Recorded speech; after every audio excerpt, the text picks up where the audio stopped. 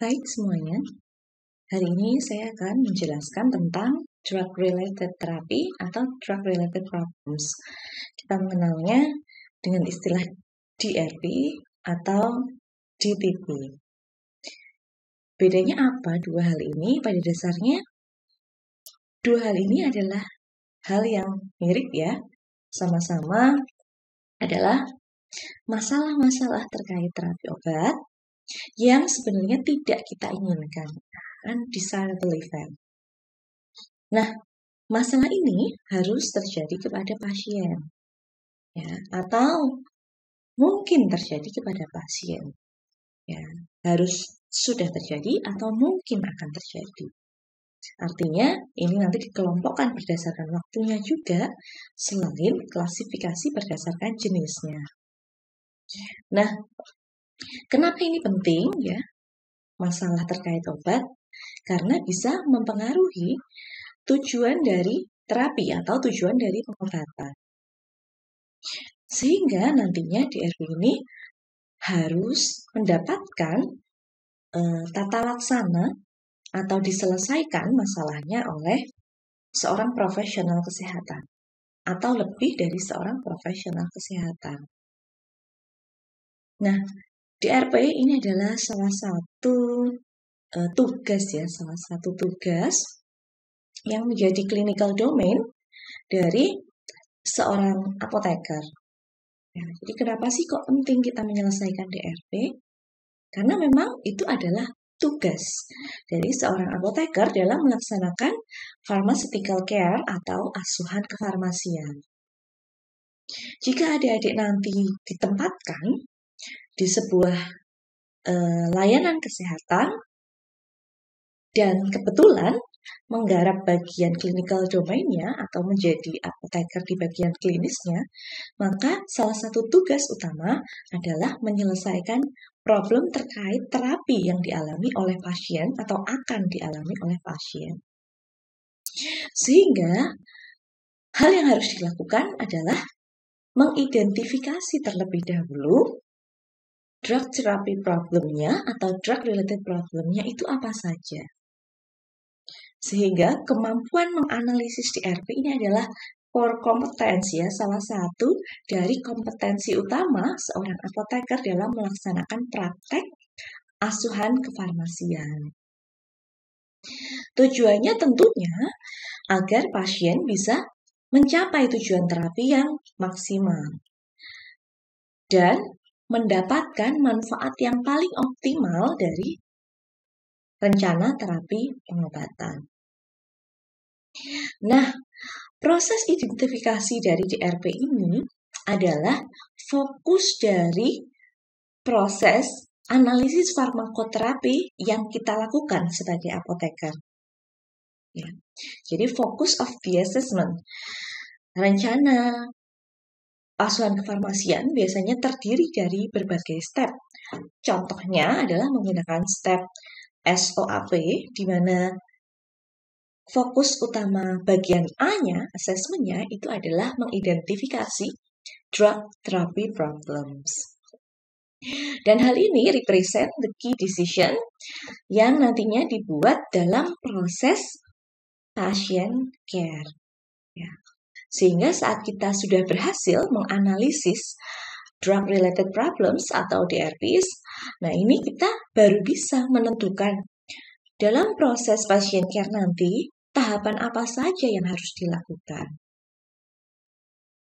Nah, walaupun DRP atau DTP ini, proses identifikasinya adalah bagian dari proses assessment sebagai farmasi atau apoteker, tapi memang ini adalah sebuah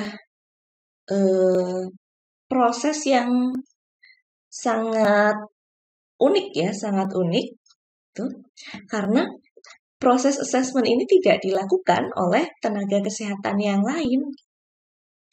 SOAP itu mungkin dilakukan oleh banyak tenaga kesehatan yang menangani satu pasien yang sama.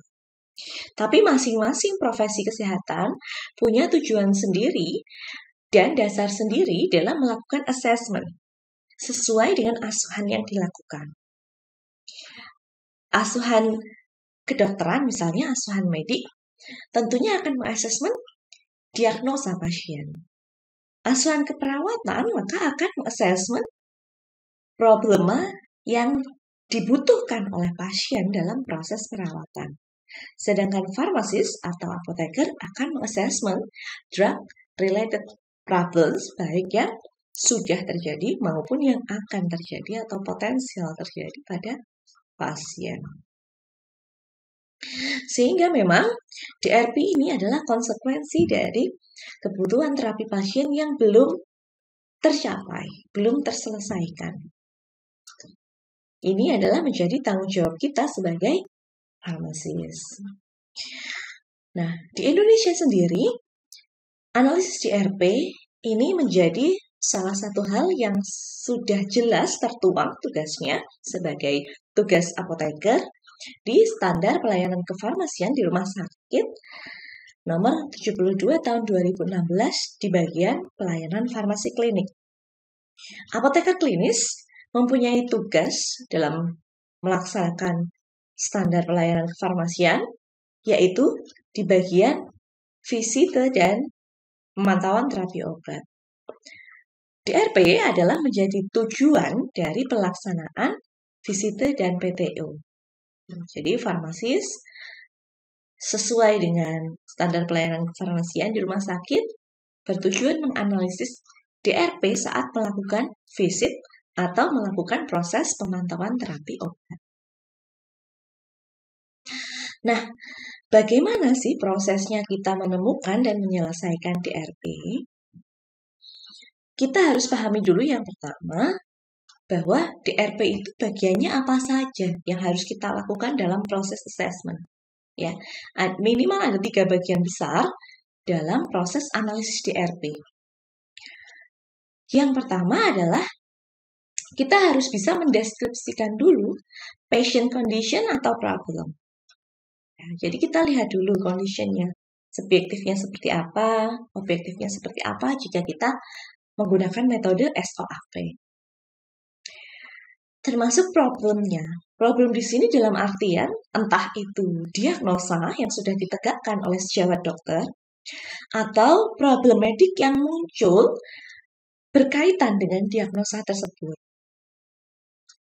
Lalu yang kedua, kita harus mengetahui drug therapy yang involve ke pasien. Ya, dia saat ini mendapatkan terapi apa, pengobatan apa, lalu direncanakan akan mendapatkan apa, dan bahkan riwayat pengobatannya baik yang sudah berhenti maupun yang masih berjalan itu apa saja.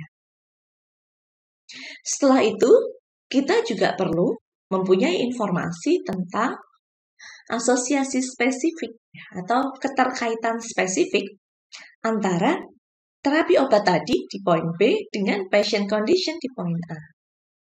Itulah kenapa kami seringkali menyarankan adik-adik untuk menggunakan analisis berbasis SOAP tadi, di mana kita bisa dengan mudah mengkaitkan subjektif-objektif pasien dengan terapi yang sudah diberikan atau riwayat pengobatan yang ada pada pasien.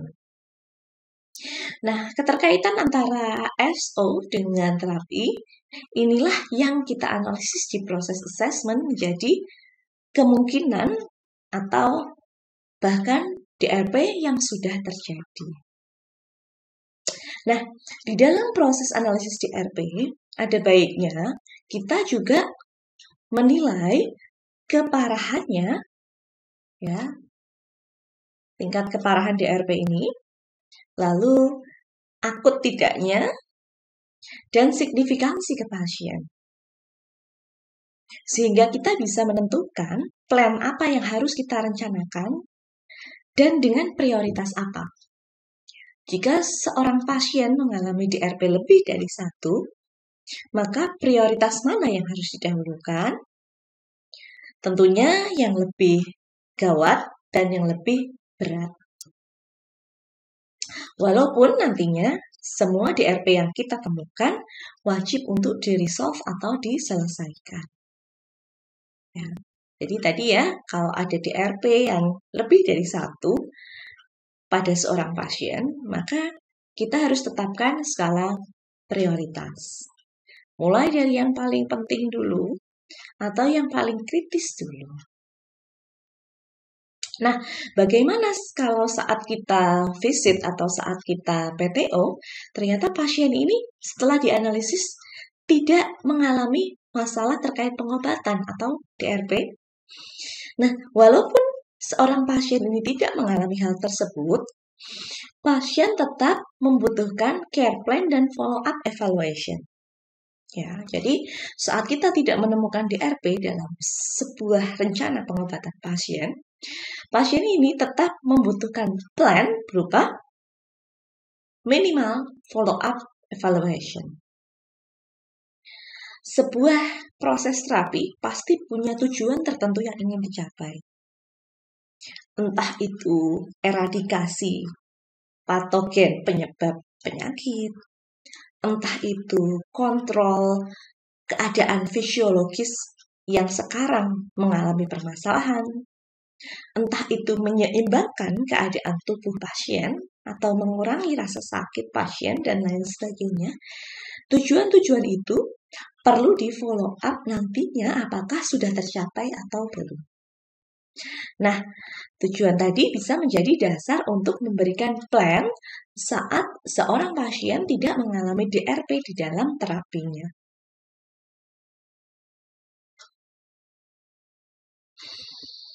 Kita beranjak ke klasifikasi DRP. Ada beberapa peneliti ya yang sudah mengklasifikasikan DRP dan beberapa organisasi juga menjadi beberapa poin.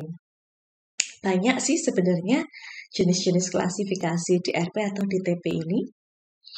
Tapi yang paling berpengaruh dan paling sering digunakan, ini ada dua yang saya akan sampaikan di sini, walaupun nantinya mirip isinya.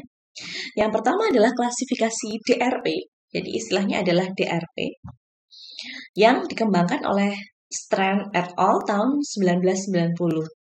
Di sana Strand mengkategorikan DRP menjadi 8 kategori, yaitu untreated indication, jadi indikasi yang belum mendapatkan terapi. Yang kedua adalah improper drug selection, atau pemilihan obat yang kurang sesuai. Yang ketiga adalah subtherapeutic dose, atau mengalami dosis yang kurang dari dosis yang diharapkan atau dosis yang seharusnya. Yang keempat adalah overdose. Yang kelima adalah adverse drug reaction. Yang keenam adalah drug interaction. Yang ketujuh, keadaan failure to receive drugs. Dan yang kedelapan adalah drug use without indication. Ya, jadi masalah indikasi ada dua, nomor 1 dan 8, untreated. Ya. Ada orang-orang atau pasien yang sudah mendapatkan terapi, tetapi ada indikasi-indikasi problem baru misalnya, atau diagnosa-diagnosa yang belum tegak, yang mungkin belum diberikan terapi.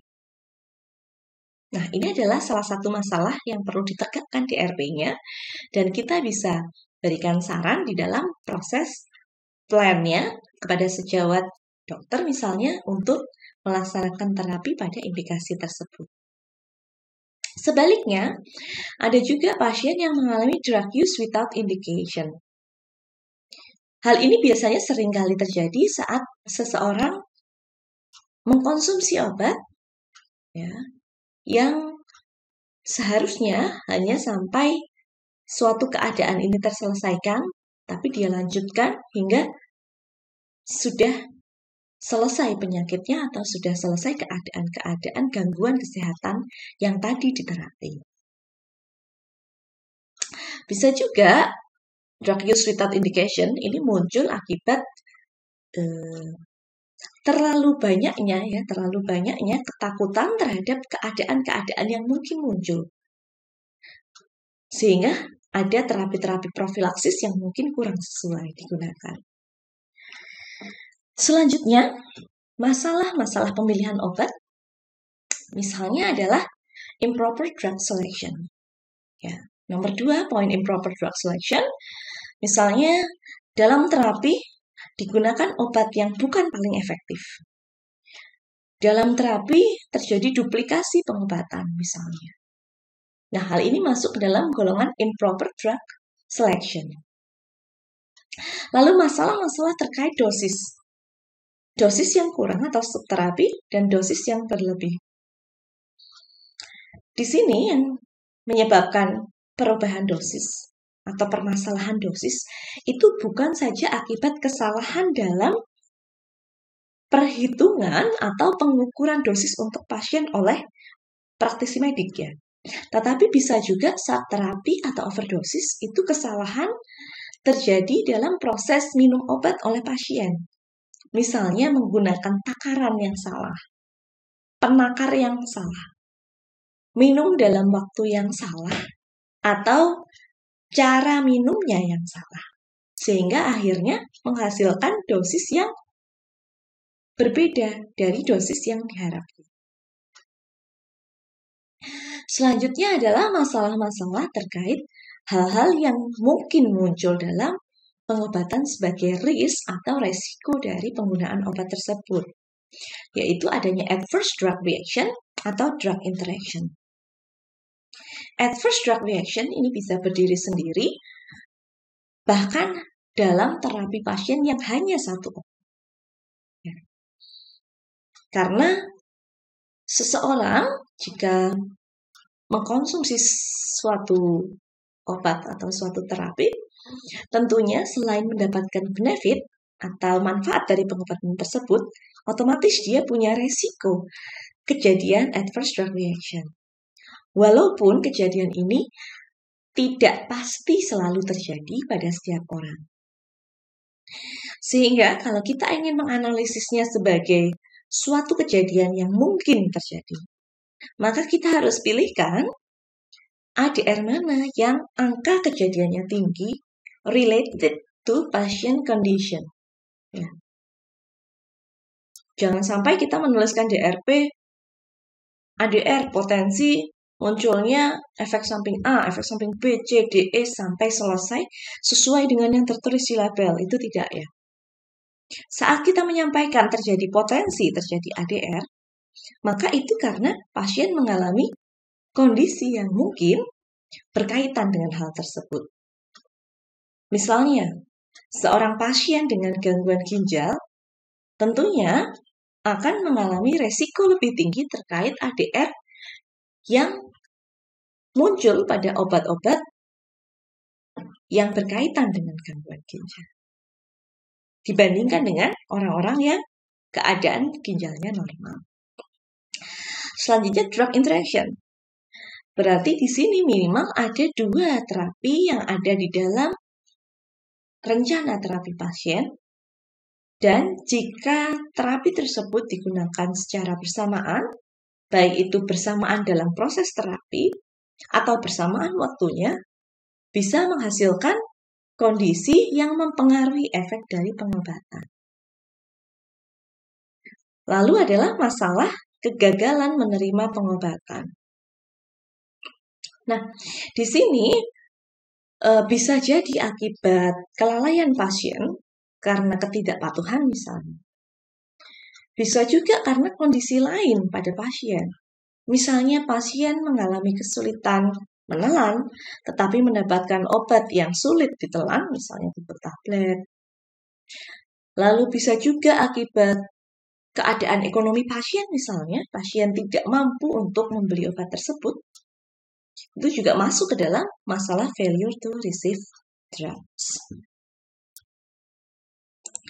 Nah, selain penggolongan berdasarkan DRP yang dikembangkan oleh Strand et al. Tahun 1990, ada juga salah satu klasifikasi yang terkenal, yaitu klasifikasi yang diistilahkan sebagai Drug Therapy Problem atau DTP yang dikembangkan oleh Cipoll et al.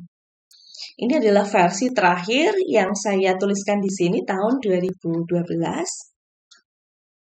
Pada dasarnya mirip ya, klasifikasi antara DTP dan DRP, nantinya adik-adik bisa menggunakan klasifikasi yang manapun, istilah yang manapun di sini. Bedanya di DTP ini klasifikasinya ada 7 poin, walaupun poin-poinnya mungkin mirip dengan yang sudah kita bicarakan tadi. Misalnya di masalah indikasi, ya, di masalah yang berkaitan dengan indikasi, sama persis tadi, ada additional drug therapy needed, ya, butuh terapi tambahan, ya, atau unnecessary drug therapy being used. Ya. Ada obat-obat yang tidak dibutuhkan sebenarnya, itu masuk ke dalam klasifikasi DTP bagian indication. Yang kedua adalah masalah-masalah terkait dengan effectiveness. Effectiveness di sini ada 2 poin juga. Yang pertama, ineffective drug therapy. Misalnya tadi karena pemilihan yang salah, kombinasi yang salah, pemilihan obat yang bukan optimal terhadap keadaan pasien, itu masuk ke dalam masalah ineffective drug therapy. Lalu dosis terlalu rendah, masuk ke dalam masalah effectiveness. Masalah lain yang mungkin muncul adalah masalah safety, yaitu adverse drug reaction atau berlebihnya dosis obat yang diterima pasien. Dan yang terakhir adalah masalah convenience, misalnya disebabkan oleh adherence terhadap terapi. Nah, semua DTP atau DRP ini bisa jadi berupa DRP-DTP yang potensial atau belum terjadi tapi beresiko terjadi terhadap pasien. Bisa juga berupa DTP-DRP yang aktual atau sedang terjadi pada pasien. Mungkin itu yang bisa saya sampaikan terkait DRP dan DTP. Semoga bisa dipahami dengan baik.